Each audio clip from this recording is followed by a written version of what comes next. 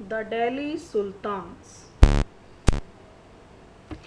From garrison town to empire.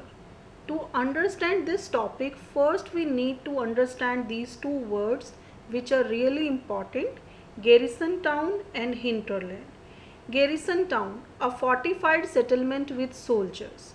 It means ये वो area या वो शहर है जहाँ पर हमेशा सोल्जर्स रहते हैं. ये एक प्रोटेक्टेड एरिया है जहाँ पर राजा जो है वो हमेशा अपनी मिलिट्री को अरेंज करके रखता है. Hinterland, the land adjacent to a city or a port that supply it with goods and services. Hinterland actually हम उस जगह को कहते हैं जो किसी भी मेन शहर से या नदियों के किनारे से दूर होती है और जो मेनली शहरों को या पोर्ट्स को चीज़ें और सर्विसेज प्रोवाइड कर सकती है. In the simple language we can see that garrison town is a place where king lives with the protected areas like forts, and hinterland is a place where common people live who prepare things and agriculture ये सब वहाँ पर होता है. In the early 13th century, the control of Delhi Sultan rarely went beyond heavily fortified town occupied by garrison. The sultans seldom controlled the hinterland of cities and were therefore dependent upon trade, tribute or plunders for supply. तो 13th century में Delhi sultans का control जो है वो ज़्यादातर garrison towns पर ही था. वो हिंटरलैंड जो है वो बहुत कम उनके कंट्रोल में थी, इसीलिए ज़्यादातर सुल्तान जो है वो सिर्फ trade, tribute and plunders of supplies. Trade का मतलब व्यापार, ट्रिब्यूट जो गिफ्ट्स वगैरह हम राजा को देते हैं. इट मीन्स जो कंट्रीज़ या जो स्टेट्स राजा के इनडायरेक्ट कंट्रोल में होते हैं तो वहाँ के राजा या वहाँ पर जो लोग गवर्नर्स होते हैं वो राजा के लिए कुछ गिफ्ट्स वगैरह भेजते हैं जिसको हम ट्रिब्यूट्स कहते हैं. And plunder for supply, plunder मतलब होता है किसी दूसरी जगह को लूट कर तहस नहस करके जब हम वहाँ पर कंट्रोल कर लेते हैं, that is known as plunder. तो हम कह सकते हैं कि 13th सेंचुरी में दिल्ली सुल्तान्स जो हैं वो मेनली गैरिसन टाउन्स को ही कंट्रोल करते थे और हिंटरलैंड के ऊपर उनका ज़्यादा कंट्रोल नहीं था. इसीलिए ज़्यादातर रिसोर्सेज जो हैं वो उनको ट्रेड, ट्रिब्यूट या प्लंडर से ही मिल पाते थे. Problem faced by Delhi Sultan. Controlling garrison town in distant Bengal and Sindh from Delhi was extremely difficult. It means कि दिल्ली में रहकर बंगाल और Sindh, Bengal you can see west Bengal Kolkata, Sindh हम देखते हैं that is in Pakistan these days. तो दिल्ली में बैठकर एक राजा के लिए ये बहुत मुश्किल था कि वे बंगाल और सिंध को कंट्रोल कर सकें. Rebellion, rebellion is actually known as in Hindi विद्रोह. इट मीन्स कि जब एक कंट्री के खुद के लोग ही उसके राजा के अगेंस्ट हो जाते हैं, that is known as rebellion. Wars, it means दूसरे राजाओं के साथ उनके जो युद्ध होते थे. Bad weather could snap fragile communication routes. अगर मौसम ख़राब हो जाता था तो वहाँ से दूसरी जगहों से जो दूर की जगहें हैं वहाँ से कम्युनिकेशन बंद हो जाता था. इट मीन्स राजा को वहाँ की इन्फॉर्मेशन मिलना बंद हो जाता था क्योंकि उस टाइम पे फ़ोन्स तो नहीं थे, ना ही इंटरनेट थे, ना ईमेल्स थे. जो मेन मैसेजेस आते थे वो लोगों के थ्रू ही आते थे. तो ख़राब मौसम में लोग जो हैं वो ट्रैवल नहीं कर पाते थे, तो इसलिए कम्युनिकेशन वीक हो जाता था. Delhi authority was also challenge by Mongol invasions from Afghanistan. और अफ़गानिस्तान के रूलर्स जो है वो हमेशा दिल्ली पर अटैक करते रहते थे. रिबिलियन बाय गवर्नर्स, कि कई बार राजा के खुद के एम्प्लॉयज़, गवर्नर्स जिनको उन्होंने दूसरे एरियाज़ के ऊपर रख रखा था, वो भी राजा के अगेंस्ट हो जाया करते थे. The sultanate barely survived these challenges. Its consolidation occur during the reign of Ghiyasuddin Balban and further expansion under Alauddin Khalji and Mohammad Tughlaq. तो दिल्ली सुल्तान के लिए इन चैलेंजेस को फेस करना बहुत मुश्किल था और मेनली जो दिल्ली सुल्तान्स पावरफुल बने, they have started from Balban. पहले बलबन ने इस सारी पावर को इकट्ठा किया और उसके बाद इसको अलाउद्दीन खलजी और मोहम्मद तुगलक ने इसको और ज़्यादा पावरफुल बना दिया। The first set of campaigns, तो अब हम देखते हैं कि दिल्ली सुल्तान्स की जो पावर थी वो कैसे इंक्रीज हुई। इंटरनल फ्रंटियर्स, इंटरनल मतलब देश के अंदर, अपने एरिया के अंदर, ऑफ द सल्तनत aimed at consolidating the hinterlands of the garrison town. During these campaigns, forests were cleared in Ganga, Yamuna, Doab, and hunter-gatherers and pastoralists expelled from their habitat. This land were given to peasants and agriculture was encouraged. New fortresses, garrison towns were established to protect trade routes and to promote regional trade. तो सबसे पहले Delhi sultans ने garrison towns की hinterland को इकट्ठा करना शुरू किया। इट मीन्स जो उनके सैनिकों वाले शहर थे उसके आसपास के जो एरिया थे उसको कंट्रोल करना शुरू किया, और इस तरह उन्होंने गंगा, यमुना, दोआब के ऊपर हंटर गैदरर्स और पेस्टरलिस्ट, इट मीन्स जो लाइक हम लोग कह सकते हैं ट्राइबल लोग जो जंगलों में रहते थे, चीज़ों को इकट्ठा करके, जानवरों को मार के अपना गुजारा करते थे, उनको उस ज़मीन से बाहर निकाल दिया और फिर ये ज़मीन किसानों को दी गई ताकि किसान जो है वो उसके ऊपर खेती कर सके।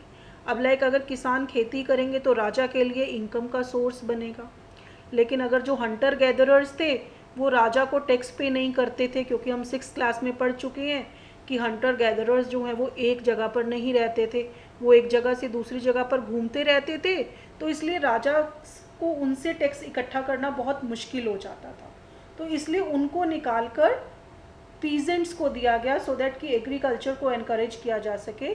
New fortresses, garrison towns and were established to protect trade routes and to promote regional trade.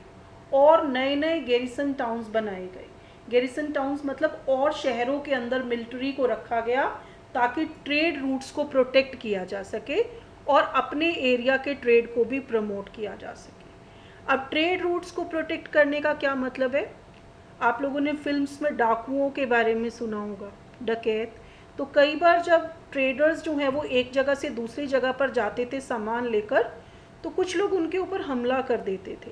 तो it was the duty of the king to protect these traders, that's called protect trade routes. Second, expansion, it means external frontier, अब अपने area से बाहर।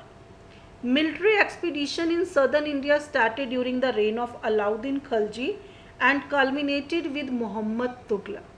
तो military expedition south India के अंदर अब इन्होंने मिलिट्री अटैक करना शुरू किया और ये शुरुआत हुई अलाउद्दीन खलजी के समय में। एंड कल्मिनेटेड मीन्स किसी चीज़ का पीक पर पहुंच जाना, and it reached at peak with Mohammad Tughlaq. In their campaign sultanate armies captured elephant, horses and slaves and carried away precious metal. और इन कैंपेन्स में, इन अटैक्स में दिल्ली सल्तनत की जो आर्मी थी वो दूसरे राज्यों से हाथी, घोड़े, नौकर और प्रीशियस मेटल्स लाइक सोना, चांदी, इस तरह की चीज़ें जो है वो लेकर आया करते थे। Mohammad Tughlaq, by the end of Mohammad Tughlaq reign 150 years after somewhat humble beginning, the armies of Delhi Sultanate had marched across a large part of the subcontinent. They have defeated rival armies and seized cities. The Sultanate collected taxes from the peasantry and dispensed justice in his reign. तो मोहम्मद तुगलक के समय में, it means Delhi सल्तनत की शुरू होने के लगभग 150 ईयर्स के बाद, दिल्ली सल्तनत की आर्मीज़ जो हैं वो पूरे इंडिया में फैल चुकी थी। उन्होंने अपने दुश्मनों को हरा दिया और बहुत सारी सिटीज़ को कंट्रोल कर लिया। अब सल्तनत जो है वो इन शहरों से टैक्स भी कलेक्ट करती थी और इन लोगों के लिए न्याय भी किया करती थी। इट मीन्स कि जो अरेंजमेंट्स होते हैं, जो सरकार ने करने होते हैं, वो अब दिल्ली सल्तनत ने इनके लिए करना शुरू कर दिया था। The masjid, we know that mosque, a mosque is called a masjid in Arabic, literally place a Muslim prostrates in reverence to Allah. Mosque Arabic शब्द मस्जिद, जिसका मतलब है जहाँ पर मुस्लिम लोग प्रार्थना के लिए जाते हैं। प्रोस्ट्रेट का मतलब होता है कि जब हम लेट कर अपना सर झुकाते हैं, इट मीन्स झुकना। और रेवरेंस टू अल्लाह मतलब रेवरेंस अल्लाह का मतलब कि हम भगवान के लिए जब इसको झुकते हैं। In congregational mosque Muslim read their prayers together, और मस्जिद में काफ़ी सारे मुसलमान लोग इकट्ठे मिलकर प्रेयर करते थे। Members of congregation choose to most respected learn male as their leader for the rituals of prayer. Congregation actually a group of people those who together have prayers. तो जो ये ग्रुप ऑफ मेंबर्स थे ये अपना एक leader choose कर लेते थे जो उनको लीड करता था प्रेयर्स में। आप लोगों ने देखा होगा कि जब हम जाते हैं किसी मंदिर या मस्जिद में, बाकी सब लोग जो हैं वो नीचे बैठते हैं और कुछ संत महात्मा जो हैं वो उपदेश देते हैं। तो in the Muslim religion we can see that he also deliver the sermon during the Friday prayers.